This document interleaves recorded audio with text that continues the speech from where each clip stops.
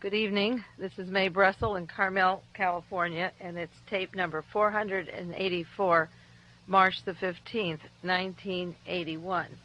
I've been speaking for the last weeks on the program the matter of the Wells Fargo banks in California. They have 343 branches, and the Beverly Hills, Wilshire branch, and several of the Los Angeles branches are having problems with missing money. The amount of money varies, whether it's $221.3 million or, as Harold Smith says, $200 to $300 million, and that this money has been circulating around and transferred from various accounts or gone for a period of 8 to 9 years. Knowing the cast of characters down in Beverly Hills and the way the CIA money operations operate, I immediately picked up that this was going to be a big story, and there's no doubt about that it will be covered up. But the people involved, such as Muhammad Ali and Harold Smith and Mr. Lewis and Gene Kawakami, the various people that have been named as being part of the embezzlement plan, have let out enough information to cover the fact that they're not going to be fall guys for the case. Muhammad Ali says that he's guarded by the CIA. Harold Smith says this involves the Japanese mafia. They're all involved in narcotics traffic, made trips down to Australia, and a lot of millions of dollars floating around. And they have hinted where to pick up other managers of the bank, and sure enough, the Hollywood branch was missing $3.5 million, and the Marina Del Rey branch was missing several $1 million.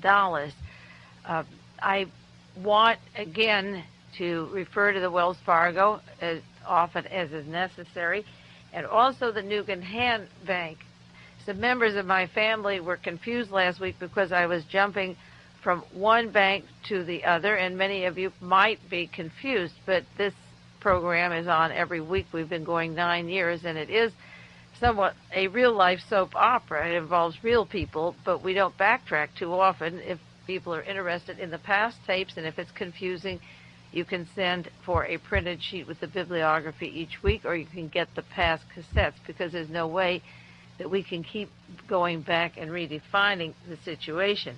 Nugan Hand means Frank Nugan and Michael Hand, two men from the CIA, from the Green Berets, who were in Southeast Asia in a counterintelligence operation with Mr. Colby of the Phoenix program, and then became presidents of a bank in Sydney, Australia, that was a funnel for CIA narcotics money, counterintelligence money, and CIA dollars put there and then sent to other countries around the world to influence the politics coming back into the United States and also in the countries where this money was received.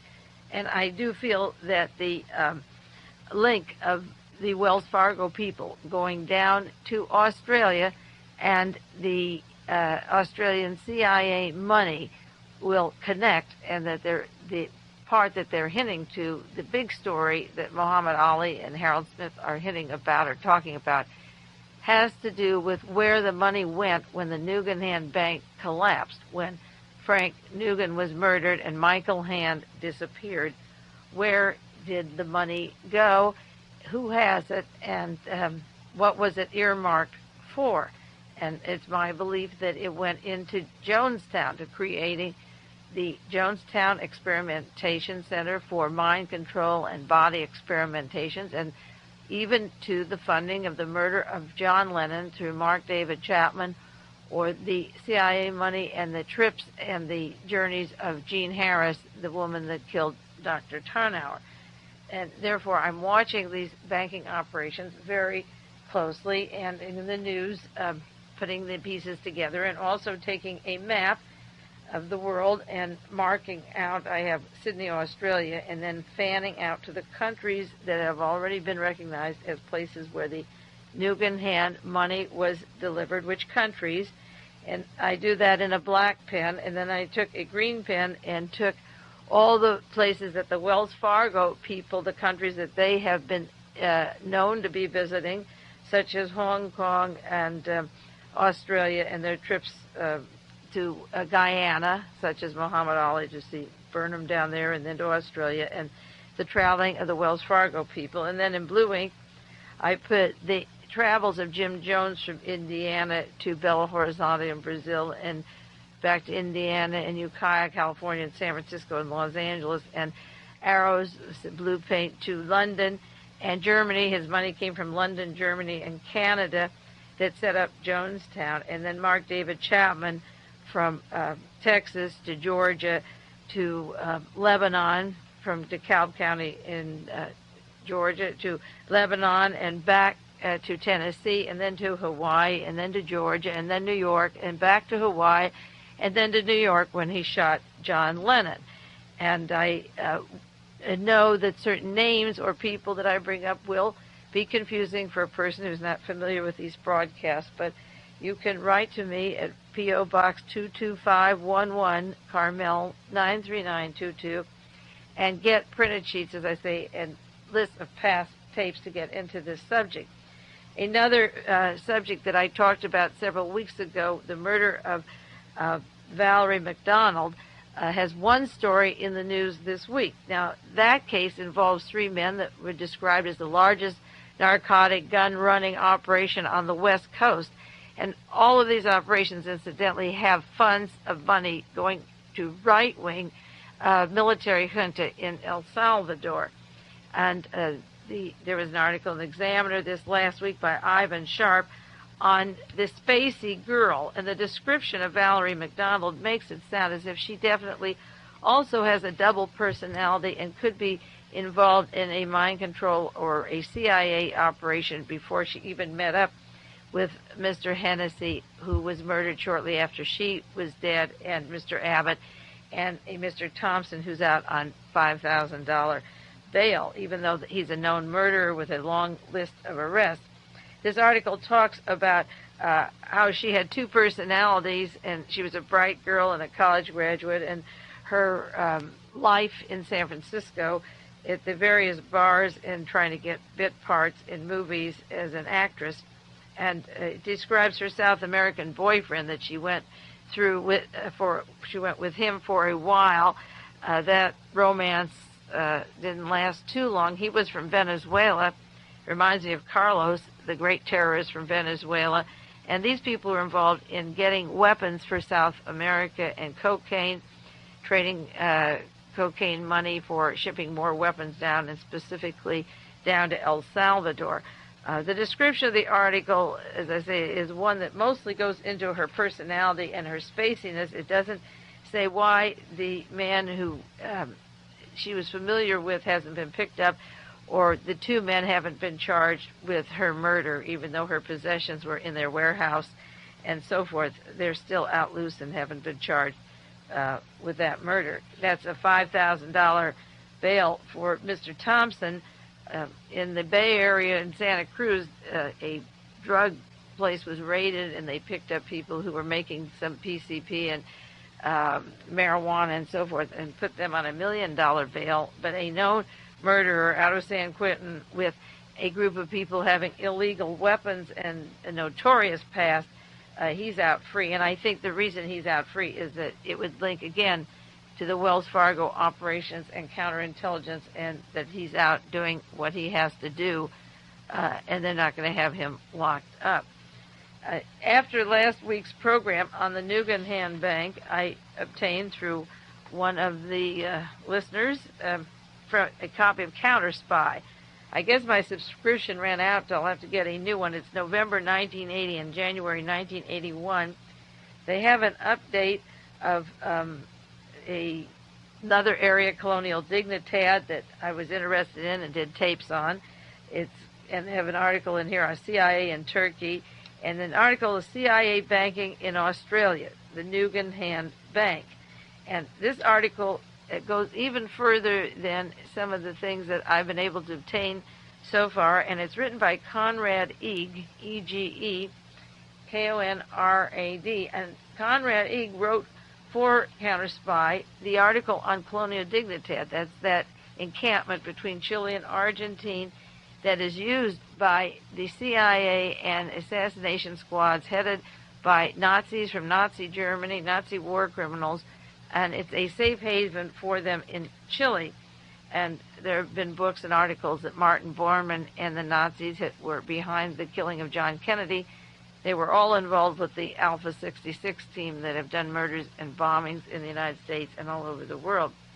So Conrad Eeg is familiar with Colonial Dignidad, and he wrote this article on Nugan Hand. I called him in Washington this week, and he hadn't made any connections of Nugan Hand yet to Jonestown, hadn't even thought about it, so I said I would send him the information. But some of the things that he mentions in this article, in case you don't get counter-spy, or won't get it for a while, he talks about the International Bank, the Nugan Hand Bank, in the late 60s. This is towards the end of, I suppose, 67 or 68, the time period just when Martin Luther King and Robert Kennedy were assassinated. Michael Hand, a former U.S. Green Beret in Vietnam, moved to Sydney, Australia, where he worked for Air America, a CIA proprietary involved in opium smuggling. According to information in the Australian National Times, he had been assigned to the CIA's Phoenix Assassination Squad in Vietnam. And this is exactly what I thought, that the Nugan Hand money was specifically for assassinations. It goes on to say that in 1973, their business was doing well, and they set up banks in the Cayman Islands, Saudi Arabia, West Germany, and Hamburg, Malaysia, Thailand, Hong Kong, Singapore, the Philippines, Argentina, Chile, the United States, Hawaii, Annapolis, Maryland, and Washington, D.C. Now, the money for Jonestown, the deposit of Jim Jones and some of the banks was in Panama. There was money in Germany, Switzerland, England, and so forth. And Chile and Argentina, those are the two borders with Colonial Dignidad right in the middle that were receiving CIA money. At this time in 73 is the time when Jim Jones was setting up Jonestown towards the end of 73 and renting it. I mentioned it last week.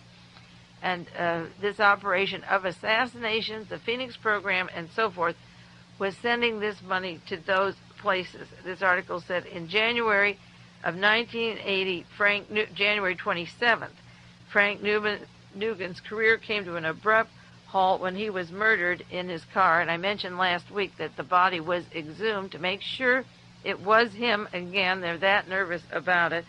Although there have been no stories in the newspaper at all in this country, they are in England and in Australia.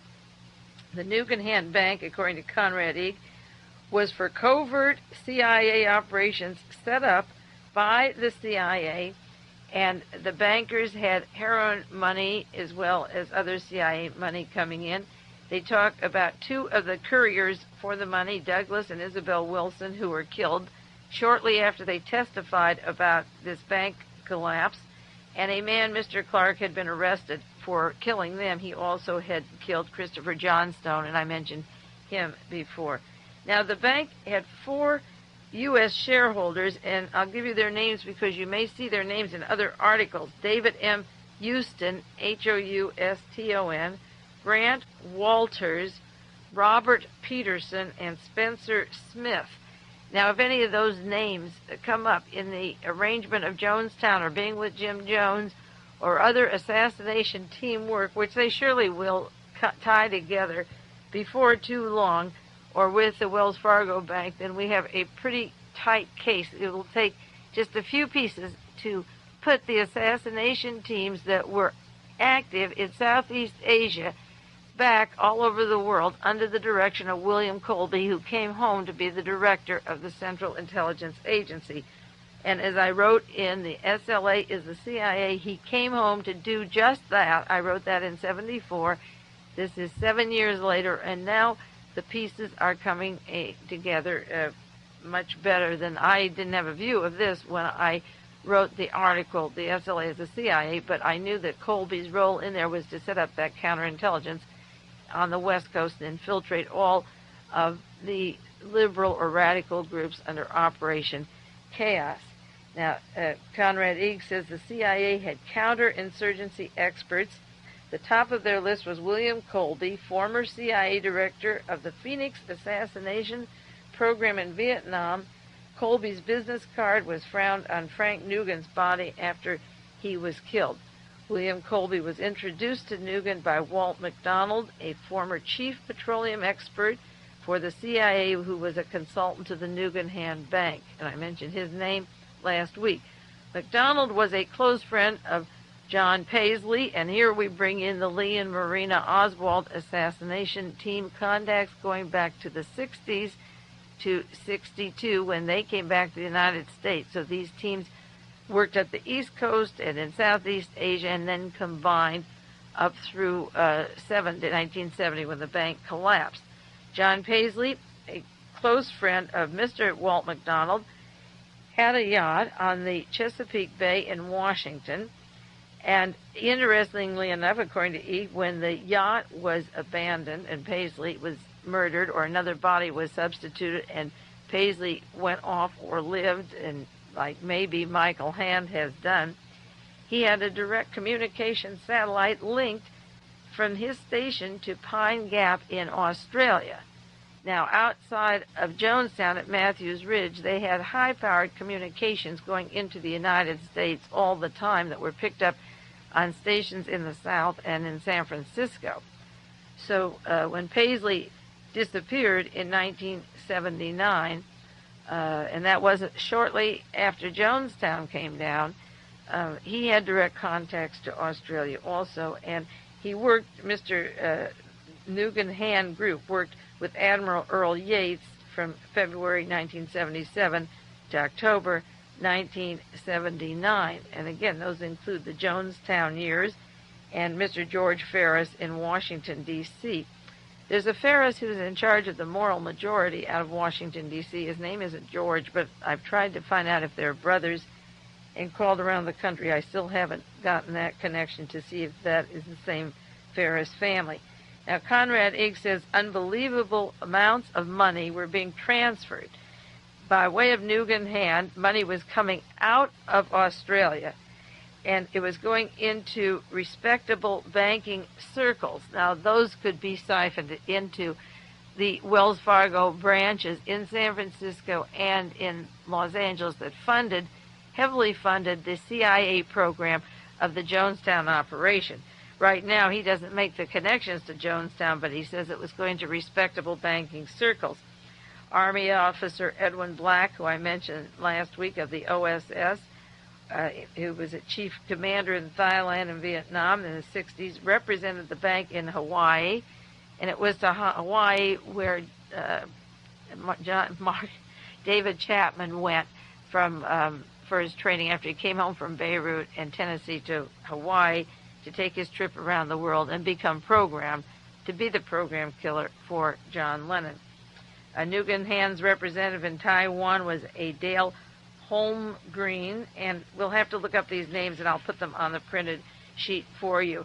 Now, this article by Conrad Igg says that the Nugan Hand Bank was involved in a number of CIA-connected projects, including resettling Indochinese refugees into Latin America and the Caribbean, and they were going to bring in the Laotians, the group that had grown opium, the Miao tribesmen, and bring them to the Caribbean, allegedly to the Grand Turk Island.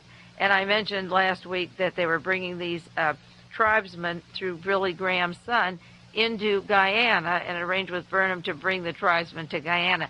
So that the Nugan Hand group that was bringing the Laotian tribesmen to the Caribbean area is absolutely connected with the Nugan Hand counterintelligence assassination teams in Guyana. I mean, I'm sure that the money that was in that bank went into these operations because Guyana was to be used for Laotian tribesmen. And furthermore, this article talks about using for the CIA resettlement in Latin America an area that belonged to a British island that would be secret. It's off of the Puerto Rican area, and people from Guyana were taken from Port Kaituma to Puerto Rico or an army base if they broke their arms or legs. And there was talk right after the death happened in Guyana of the 923 people there that many were flown out to another air base. It wasn't the United States. It wasn't San Francisco to home base or a doctor. So the money from Nugan Hand probably was running both camps, the one outside of Puerto Rico And I asked about this, if this settlement place on the Turk Island was developed, because according to this author, Conrad, he thinks that it didn't get off the ground. But I said, did you get there? Did anyone ever investigate or see it? And he said no. Conrad had not seen it. He wrote that the Australian bank, the Nugan Bank, had a secret slush fund organization to channel CIA money to pro-American political parties in Europe. Millions of dollars were secreted into the bank's Australian operation, then went to Europe. It went to Italy, and William Colby's initial assignment was to provide money to the Italian Christian Democrats. The CIA transferred money, $2.4 million, to the Australian Liberal Party, and director of the CIA, Colby, was part of this operation. Conrad Eeg talks about James Jesus Angleton and his work in the CIA for 31 years. He retired in 1974, but he had strong links to Australia and the CIA. And there were footnotes to this article, and I'll put those on the printed sheet also, so you maybe can go to a library and get the Sydney Morning Herald and the Australian Tribune and pick up some of these stories. He also has reference here to the Nugan Bank having a CIA connection. He says the bank was not the only CIA-connected bank as a tax haven in the Caribbean, and he refers to the Castle Bank in the Bahamas that the Wall Street Journal described April 18, 1980, as a big tax haven that turned out to be earmarked for CIA money of clandestine operations against Cuba and other covert intelligence operations. And some of the anti-Castro Cuban operations were carried out by CIA operatives working from the Andros Island in Bahamas. Well, the anti-Castro Cuban people were directly linked to Chile and Argentina, to Colonia Dignidad, through the CIA money, and that Wall Street Journal article on the bank in the Bahamas that was a CIA outpost for billions of dollars implies that money siphoned out and went to other places headed by a former person from the OSS, important in the OSS and CIA, and was used for clandestine operations in Latin America and Far East. This story first broke at the time of Watergate, and the Washington Post article just came out this last April in 1980 out of Nassau, Bahama, and it's called A Rich Haul. It involves $250 million in assets, but there is pressure of the CIA not to go into the biggest tax evasion case of all times because the Justice Department called it national security, not to go into the Castle Bank because millions of dollars were earmarked for the CIA for clandestine operations. Now, this is what I've been trying to say on these programs, is that the money in various banks that have collapsed or have terrible scandals of many millions of dollars, that money is siphoned out for assassination teams, and not just for picking up information about how many troops Russia has in Afghanistan. We don't have time, the intelligence community, to add up major changes in policy that are taking place, because the bulk of the money is spent either for assassination teams to kill heads of states or to silence the witnesses who know, or to pay off the killers. And I think the big hunk of these budgets is going to blackmail. And one reason the banks can't support this is that they are missing all of this money that is siphoned into them. And as the bank collapsed, the people along with them who have money in the bank would also lose it, and the banks are in too shaky a position now. The Wall Street Journal article talks about the Castle Bank that was set up by the late Paul Wannell Edward Helliwell, Helliwell, a Miami lawyer with a network of CIA agents. He worked in the Bahamas and the Cayman Islands, based in Panama. Again, those are the close links to the Nugan and to Jonestown, who had a bank in Panama. And it tells about certain clients that he had, well-known clients, among them Maurice Dallas. And Dallas has been named with his connections to Jack Ruby and Trafficano and Marcello, and Sam Giancana as part of the original assassination team coming out of Las Vegas. Mr. Hallowell was 62 when he died in 1976. He led a life of spying, according to the Wall Street Journal. In World War II, he was in special intelligence and in the office of the OSS.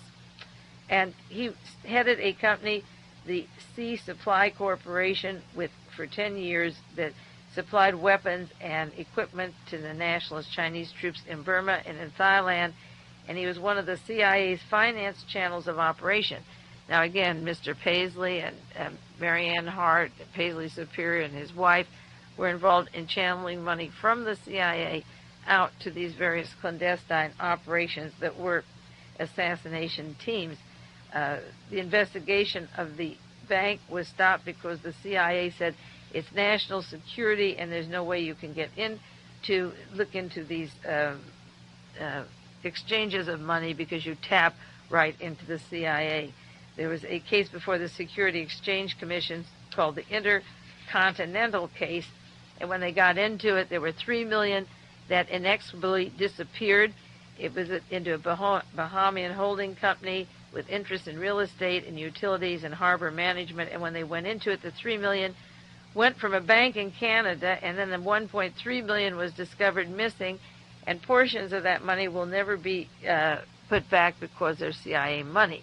Now, the money that's missing at Wells Fargo, the 1.3 from one branch, the 3.5 from another, the 21 million from another, 2 to 300 million, has to tap in, and I believe it taps in to the Colby counterintelligence operations and a lot of the mind control that is happening in South America, but is coming from Stanford research, from the University of California in Los Angeles and San Francisco, and the federal money is making it possible for these agents to travel all over the world and operate, and people like Mark David Chapman to have their trips around the world to connect their art, collect the art, and so forth. So there is this article from Counterspy on the Nugan Hand to add to our literature on the Nugan Hand. There isn't much in the newspaper this week on the Wells Fargo case. It's very, very quiet, and I'm sure that it will be closed up just like the bank in the Bahamas because of the links to the intelligence community. One of my subscribers to the tapes each week sent me another article from the Wall Street Journal last week. And in this article, the Wells Fargo people were saying, well, we're not losing much money. 21 million isn't much. That's small, talking about past bank frauds. And it refers to other banks, such as the $45 million of the Franklin Bank in New York. Well, that was linked to Michael Sindona, the secretary, the treasurer of the Vatican, and the Gambino family and organized crime, and the investments of the Vatican, and that went into counterintelligence. They referred to the Swiss Credit Bank as a spin-off with $800 million that went through their book accounts. That $800 million and Credit Suisse was named Swift was in the Torbett document as funding Permindex and the assassination teams. They referred to several other banks, and each one of them was involved with dirty tricks or counterintelligence. One of the largest was down in San Diego, the U.S. National Bank, the largest fraud-induced bank collapse in history, and that was C. Arnold Smith, Richard Nixon's friend and one of his first benefactors and a strong person behind the Ronald Reagan machinery, and linked to Arizona and Variable Water and counterintelligence group throughout the whole Southwest. So the Wall Street Journal names 4 or 5 banks that collapsed that were much bigger than the Wells Fargo case, but the point is that the very ones they mentioned have come up in the research that various people are doing on the assassinations as being the banks that were funding dirty tricks and counterintelligence. And it almost proves again that the banks that had the biggest collapse were siphoning the money out to the CIA or for private armies for counterintelligence to keep the people from being able to control their own news media or their own productivity. This is almost the end of the first half of the tape. We'll take a 1-minute break, and I'll go back into some more interesting stories of the missing money because I think we'll be doing this for a long time.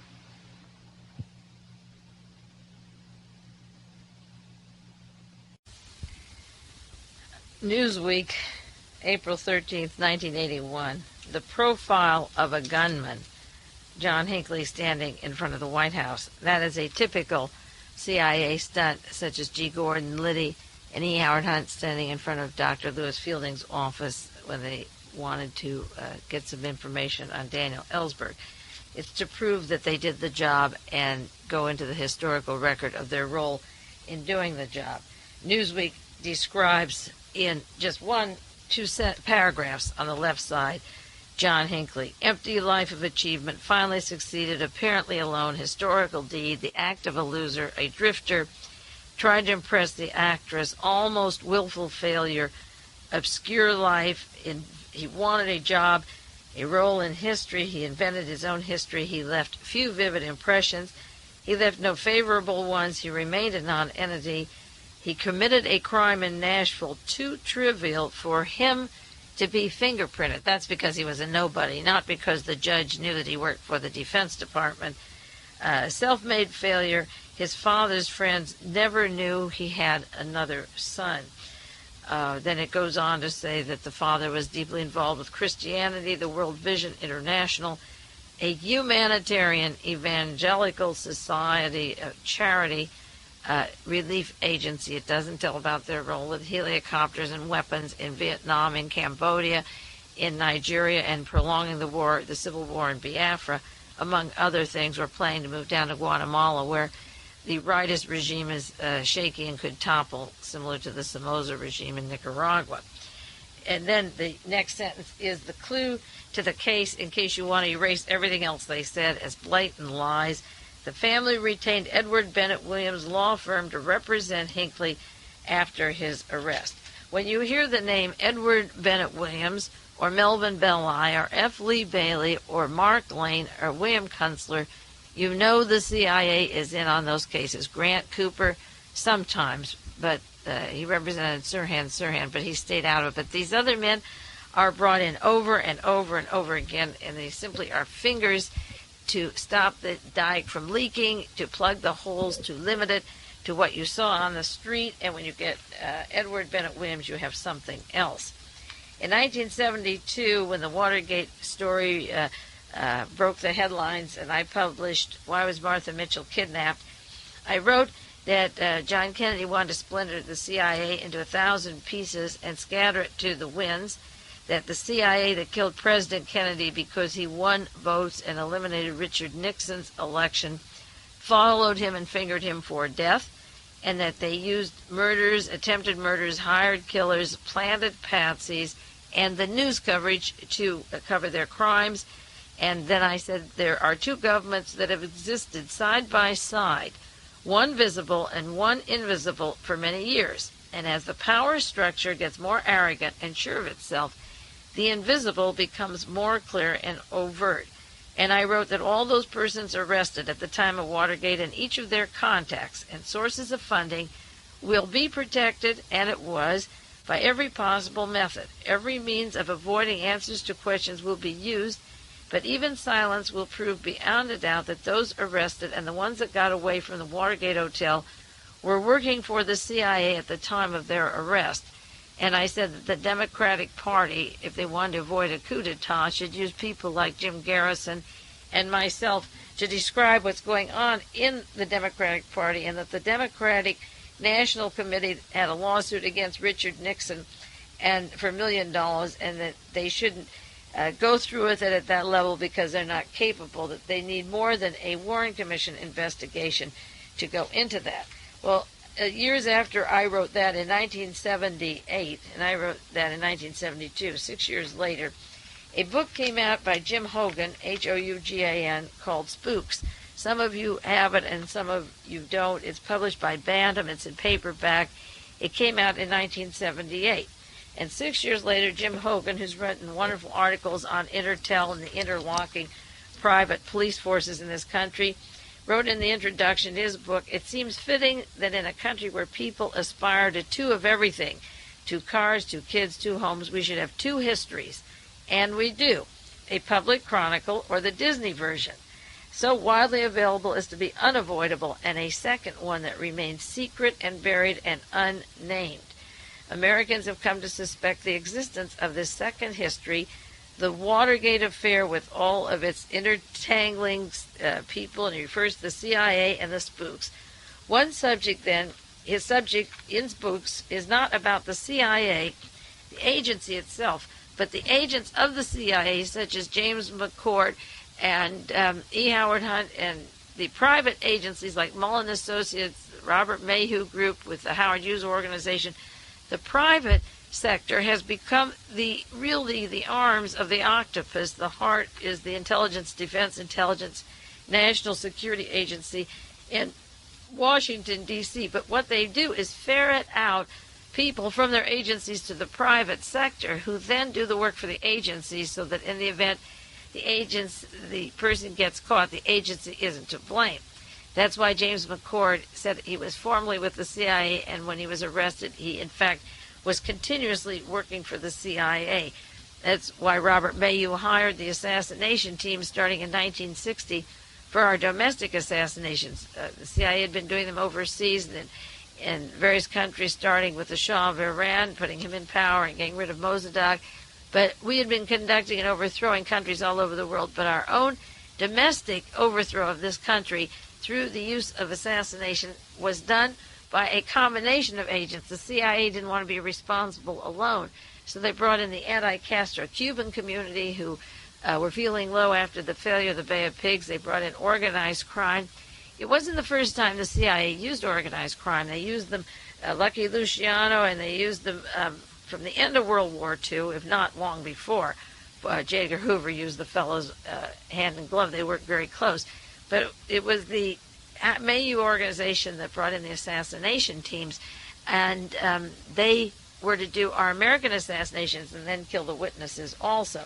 So the book Spooks is about that second branch of people that do these espionage operations. And the most important person in this entire book, it's a good book, is Edward Bennett Williams. He has some descriptions of Edward Bennett Williams, the attorney who has been called to represent John Hinckley, his office. Hogan says that Edward Bennett Williams is the most powerful, probably the most powerful man in the United States. That's not his direct quote, that's mine. I'll give you some of his other quotes. But what he said is, when one imagines his clients, this is Hogan's quote, it is difficult to imagine any attorney who has been more strategically placed. He also said, more than anyone else, Kennedy may have the keys to American history. Besides Watergate, his clients include, and I gave you some of those last week, and I'll give you a list of more, and I'm sure there's more that we don't have known yet, because I have many books on Edward Bennett Williams and his firm in Watergate, but we know they include the Watergate defendants, a lot of them. Jimmy Hoffa, the Kennedy families representing Ted Kennedy, and the Chappaquiddick affair, when the Watergate plumbers were making the Chappaquiddick affair and killing Mary Jo Kopechne and photographing him with Tony Laswitz at the same time. He represented the Teamsters, Joe McCarthy, Robert Mayhew, who set up the assassination teams with the Hughes organization. He's the one who got Mayhew the job with the Howard Hughes organization that kidnapped and killed Howard and used it as the umbrella for the Nazification of America. It's an interesting thing that I said that Mayhew was used to take over the entire Hughes organization with the murderous teams and create the future Nazification of America, because here is Hinckley, part of a national and international Nazi movement, and the attorney representing him is Edward Bennett Williams, who set up Robert Mayhew into the Hughes organization. He represented Mayhew's case against Aristotle Onassis, favoring Niarchos, the Greek shipbuilder. He handled the murder case of an OSS Major William Holohan, which was supposed to be a very sticky case. He represents Robert Vesco, the man who holds international terrorist drug-running assassination teams linked to Turpel and Corcola and Samuel Cummings in London, and the Carlos, the terrorist, the people killing the Jewish athletes, Jewish citizens around the world, and calling themselves a terrorist guerrilla group, where they really represent the far right, working with the PLO, funded and trained in Lebanon for shooting and so forth. He represents Robert Vesco and that ball of wax, and Bobby Baker, with close links, of course, to Lyndon Johnson and the whole era of the Kennedy murder. He represents the fixers of Meyer Lansky and his narcotics, swindling, blackmailing, prostitution, drug ring. Long attorney friend of Frank Costello, who in the book Frank Costello describes his close associationships or relationship to Howard Hughes and Charles Lindbergh and Frank Sinatra. At the time that Frank Sinatra was fixing up the Kennedy boys to be bugged and blackmailed and wiretapped, sleeping with Marilyn Monroe and Judith Exner and various women from all across the country, Old Blue Eyes was fixing the Kennedy boys up, and he was closely associated with the far-right Republican group that were out to get John Kennedy, and Edward Bennett Williams was the attorney for all of these characters involved with the blackmailing and the counterintelligence. And it was very useful that there was a movie star, Frank Sinatra, with his mob backgrounds to fix Joe Kennedy and other people's boys up so that they would be kept in the palm of their hand whenever they wanted to do them in a revealed part around their career. And of course, he represented John Connally, who was Secretary of the Navy and Secretary of the Treasury, and was caught with his finger in the milk bottle in Texas, and par excellence CIA Director Richard Helms, who orchestrated all the above and other cases. Our whole American history has Richard Helms and Alan Dulles threads going through it. Edward Bennett Williams represented John Connally. It was John Connally's press secretary, Brady, that was shot in the ambush, and with Edward Bennett Williams representing John Hinckley, you can believe that Brady will forget who shot him, because they will make sure that there's no malice, and we're not mean. We're living, and thank God we just crawl on our hands and knees and have a half a brain, so who would get mad at a nice American kid, you know? With that, Edward Bennett Williams owns all of these people, body and soul, so you know John Hinckley is going to get off.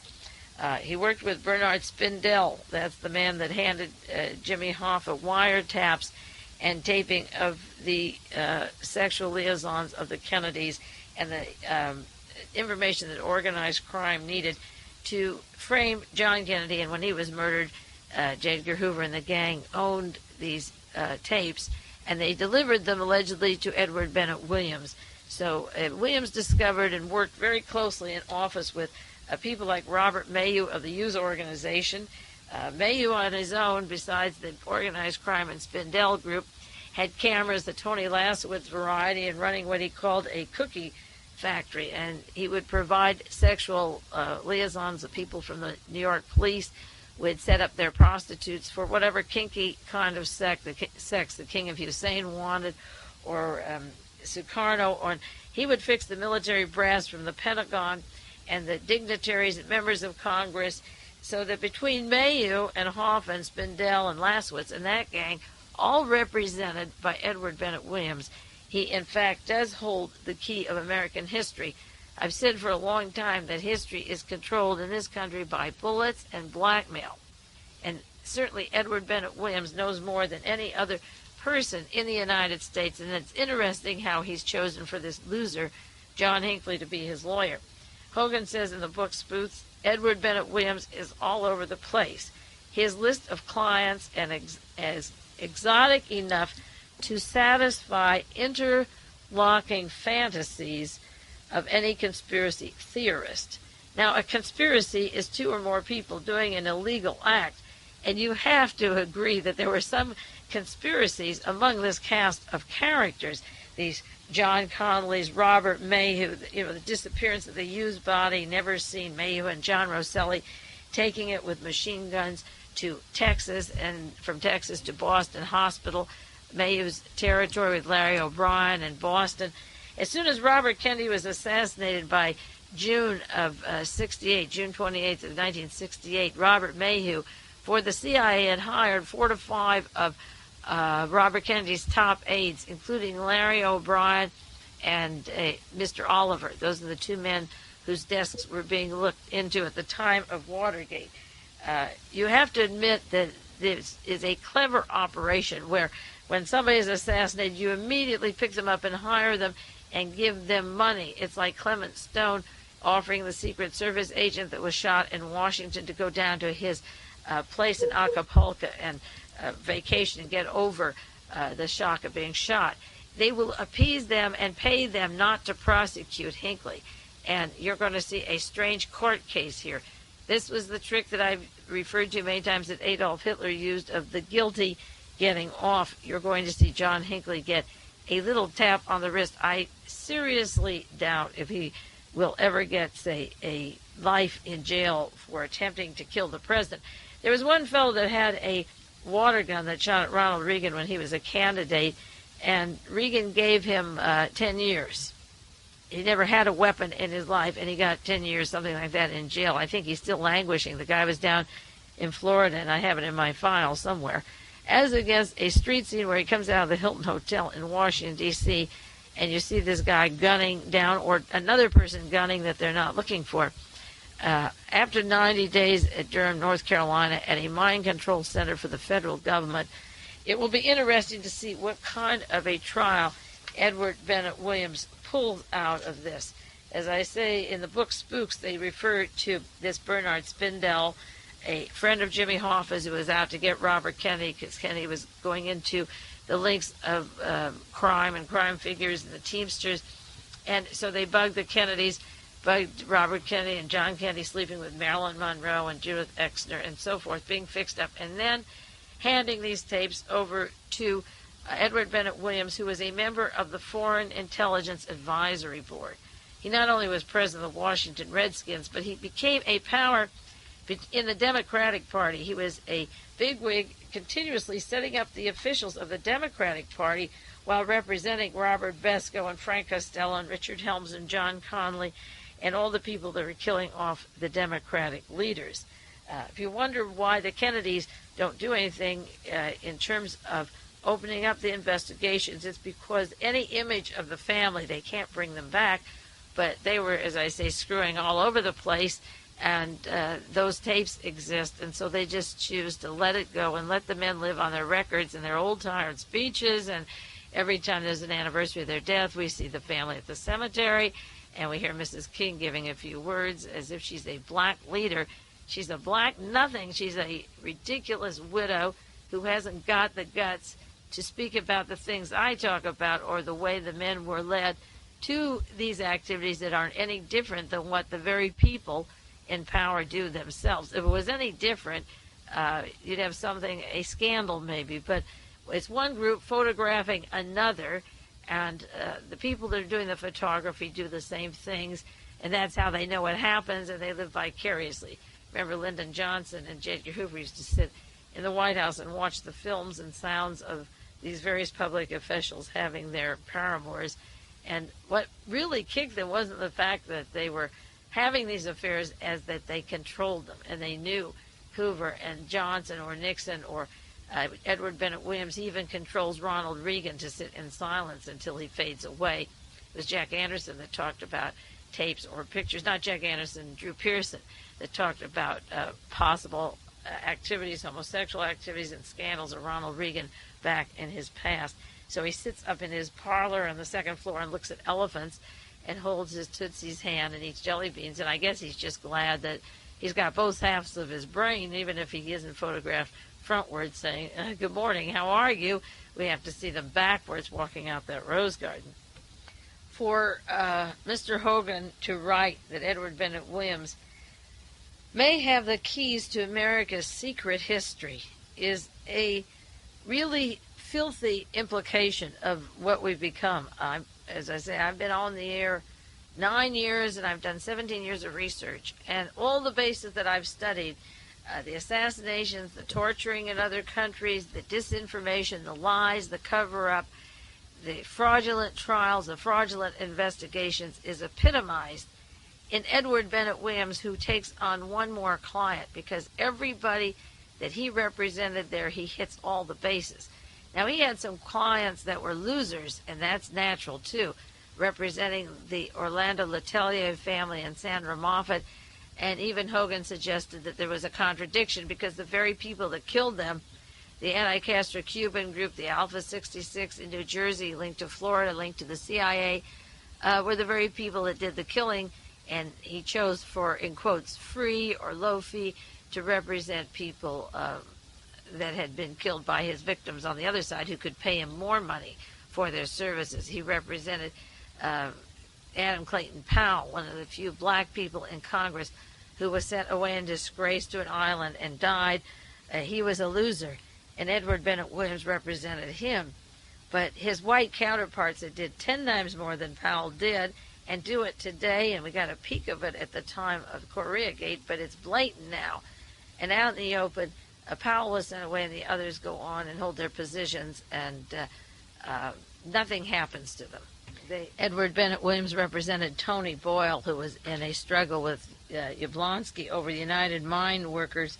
Yablonsky's family were all blown up and murdered. He was fighting the black lung disease in the Appalachian Mountains in West Virginia. It was a bitter struggle. I have a book on Death and the Mines by Britt Hume. He's a writer that worked with Jack Anderson, or still does. A tragic story of the mine situation in the United States, and Tony Boyle was represented by Edward Bennett Williams. The most scary part about Edward Bennett Williams is his long association with Robert Mayhew, because it was when Mayhew came into the Hughes organization that Howard Hughes as a person diminished in life and body, and a double was left as a victim in a concentration camp, locked up in rooms with needles left in his arm and a skeleton about 80 or 90 pounds. A man named Vance Cooper, who just was drugged out of his head, and they simulated a Howard Hughes. Robert Mayhew worked for the FBI and worked his way up into the CIA in 1947 when it became the CIA. And he opened a private office in Washington as a private service called Small Defense Plants Administration. This is in 1952.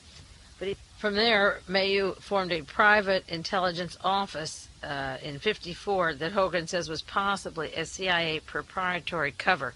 So that's where I think the Vanderbilt Energy and the Vanderbilt Resources group, that the father had a proprietary CIA cover all along. That's why I think they brought in Edward Bennett Williams. Mayhew worked his way up into the Hughes organization, and Governor Laxalt, who was governor of Nevada at the time, who ran Ronald Reagan's campaign and is the liaison of Reagan to Congress, said he never believed Hughes was in Vegas at the time they said he was there. But if he wasn't there, then Mayhew was, and Mayhew was FBI and counterintelligence. And Mayhew had this long association with Edward Bennett Williams, who defended the very people involved in the assassination, so that under the umbrella of the Howard Hughes organization, assassination teams were set up. And also they assassinated witnesses and families of witnesses and families of researchers, and touched every single home through this network, including my own and others. They've touched all of our lives. But Mayhew was set into this operation, close association with Edward Bennett Williams. Then Williams could take people like Hoffa and Baker and Conley and the Robert Mullen Association that goes back to the Howard Hughes organization, and escalate the power in the White House in the hands of people like Alexander Haig and Butterfield. Their allegations that he was deep-throated and that he had constant contact. He represented the Washington Post during the time of Watergate, and also Robert Bennett of Mullen Associates. And they could leak enough each day to just get Richard Nixon out of office, and Alexander Haig could present himself as the general with the cool, whereas Alexander Butterfield and Haig were bugging Richard Nixon to get him out. And now these same people and clients of Hinckley's have a gentleman on the street who shoots a president 1 inch from the heart. Or if it wasn't him, if it was the Secret Service agent in the car, it's even worse. But he's representing John Hinckley, and they're not charging, at least they haven't charged yet, for shooting the policeman or Brady, and they're wanting and dining the Secret Service agent, and the president is doing his one-liners. And if he does fade away and die later, Hinckley will be protected. They'll say it wasn't the gunshot, it was his age. And maybe as a result of the gunshot, I don't think if Reagan dies a year from now, it may be a complication of the shot, but they will have John Hinckley in and out at that time from some little tap on the wrist. The incestuous relationship between the clients that I named here cover a whole era, as I said before, of my research, and I can't spend enough time on Edward Bennett Williams to press the point of how important he is and why they had to bring him at this time. I'll do other broadcasts on the CIA links to the John Hinckley family, but there's one important point I do want to make with you, and I may repeat it on other programs on purpose or just to strengthen the point. There are a lot of discussions, or the first newspaper articles, that the Hinckleys didn't know about their son, that he was just fell off like a bad fruit or a bad part of the litter, and that the others were so handsome and talented. And Scott went to Vanderbilt University. His sister didn't go to any university. For intelligent people and achievers, she went right from a high school in Texas to get married. The fact that she was a pom-pom girl didn't make him do all these acts and get to all these cities, or the fact that he saw a taxi driver. These weren't the factors at all. These were cover-ups. The point is that the Hinckley boy was raised in a family of far, far right. He heard all of this anti-Semitic, anti-black talk. The family hated Jimmy Carter. He wasn't stalking Carter. That's another cover story, like the Arthur Bremer story, stalking Nixon when he shot Wallace. He wasn't going to shoot Carter, and they certainly didn't want Mondale. There's no way those oil engineers from Texas or the Coors Brewery in Colorado and the moral majority would want assassination of Jimmy Carter at the time. Mondale wasn't their cookie at any time. He's a wishy-washy and in the pay of the used people, but he's too liberal and too intelligent. He's got too many things on the ball. He doesn't quite play that game, even if he's a trilateralist. But this kid had a lot going for him if you want fascism. He isn't a freak. He is a common phenomena. There are a lot of John Hinckleys out there. They are arming, they are training, they go to rifle ranges, they subscribe to magazines, they have conventions of weapons, they're collecting food stockpiles for the the doomsday that's going to come down. It's a game with them. It's a war plan of survival, and they're planning ways to attack and charge, and it's like pulling feathers off of a chicken. There are people that are relishing the confrontation of bringing on, as Manson said, the race war. There are people that relish the idea of going after the Russians, that have used the media to be told that we have this terrible enemy that's going to come and get us if we don't get them.